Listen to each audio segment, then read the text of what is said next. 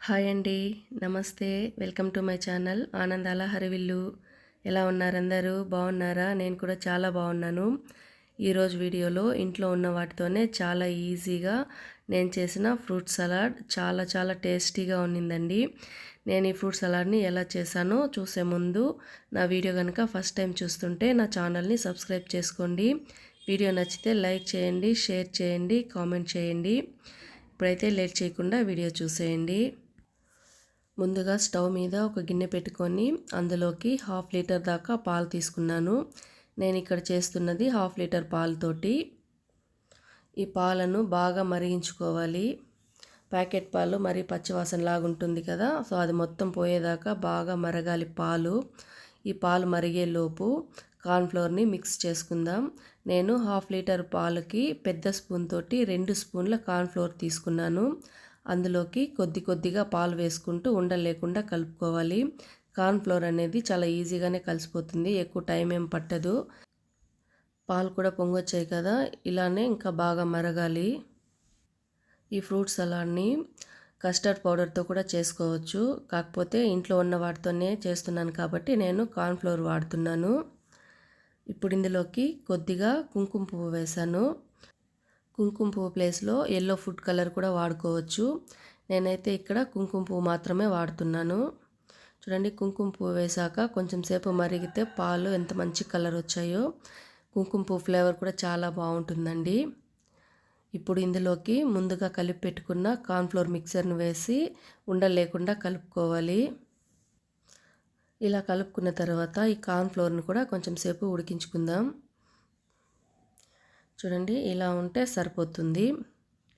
ఇప్పుడు ఇందులోకి టేస్ట్కి సరిపడా చక్కెర వేసుకోవాలి. నేను పెద్ద స్పూన్ తోటి 2 స్పూన్ల చక్కెర తీసుకున్నాను.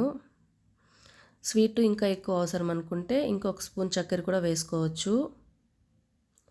ఈ చక్కెర మొత్తం కరిగేదాకా ఒకసారి ఇలా కలుపుకొని ఇందులోకి 1 స్పూన్ దాకా మిల్క్ మేడ్ వేసుకుంటున్నాను. మిల్క్ మేడ్ వేయడం వల్ల ఈ ఫ్రూట్ సలాడ్ అనేది మరింత టేస్టీగా వస్తుందండి. ఇదైతే పూర్తిగా ఆప్షనల్. మిల్క్ మేడ్ ప్లేస్లో ఇంకొక స్పూన్ ఎక్స్ట్రాగా చక్కెర వేసుకోవచ్చు. ఇప్పుడు ఇవన్నీ మిక్స్ అయిన తర్వాత ఈ కన్సిస్టెన్సీలో ఉంటే ఇది చల్లారేలోపు సరిపోతుంది. ఇప్పుడు దీన్ని పక్కన పెట్టుకొని చల్లార్చుకుందాం. దీనికోసం ఫ్రూట్స్ మనకు నచ్చినవి తీసుకోవచ్చండి. మనకి ఏది అవైలబుల్గా ఉంటే అవి తీసుకోవచ్చు. ఫ్రూట్స్తో పాటు బాదం, జీడిపప్పుల్ని కూడా నానబెట్టి ఇందులో వేసుకోవచ్చు. నేను ఇక్కడ ఓన్లీ ఫ్రూట్స్ మాత్రమే వాడుతున్నాను. కొద్దిగా యాపిల్ ముక్కలు, కొద్దిగా దానిమ్మ గింజలు, kiwi fruit, black grapes and green grapes సీడ్లెస్వి. ఫ్రూట్స్ ఇవే తీసుకోవాలని ఏం లేదు, మనకు నచ్చినవి తీసుకోవచ్చు. డ్రాగన్ ఫ్రూట్, పైనాపిల్, చిన్నది యాలక్కి అరటిపళ్ళు వస్తుంది కదా, అలాగా మనకు నచ్చిన ఫ్రూట్స్ని ఇందులో వేసుకోవచ్చు. నేను అవైలబుల్గా ఉన్న ఫ్రూట్స్ మాత్రమే వేసుకుంటున్నాను. చూడండి, ఇది చల్లారాక దీని మీద మందంగా ఒక లేయర్ ఫామ్ అయింది, మీగడలాగా.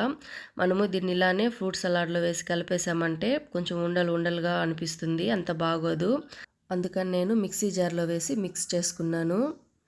ఇప్పుడు ఇలా మిక్స్ చేసుకున్న పాలను ఫ్రూట్ సలాడ్లో వేసి కలుపుకోవాలి. కొంచెం సేపు అయ్యేసరికి బాగా చిక్కబడిపోతుందండి, చాలా చాలా టేస్టీగా వచ్చేస్తుంది.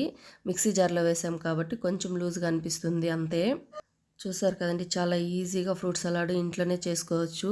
ఇది మరింత టేస్టీగా ఉండాలనుకుంటే దీన్ని ఫ్రిడ్జ్లో పెట్టి కొంచెం చిల్ అయిన తర్వాత ఇందులో ఐస్ క్రీమ్ మిక్స్ చేసుకొని తింటే చాలా చాలా టేస్టీగా ఉంటుంది. మా ఇంట్లో పిల్లలందరికీ కూడా చాలా బాగా నచ్చిందండి, చాలా హ్యాపీగా తిన్నారు. చాలా చాలా టేస్టీగా ఉన్నింది.